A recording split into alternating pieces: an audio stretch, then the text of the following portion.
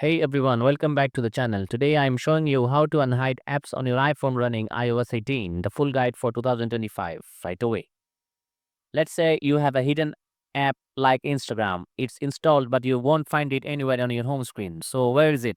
And how do you bring it back? Let's get into it. First, swipe through your home screens until you reach the app library.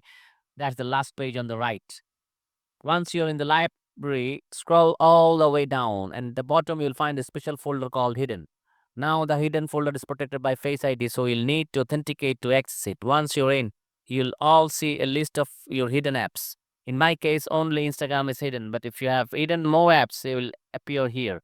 To unhide an app, just long press on it.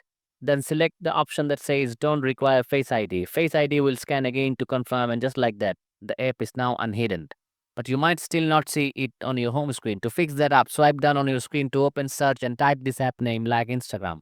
Once it pops up, long press the app icon to drag it in your home screen whenever you want to appear. And that's it. You have successfully unhidden the app and placed it back where it belongs. If this video helped you out, leave a like and drop your questions in the comments below. Thanks for watching, and I'll see you in the next one.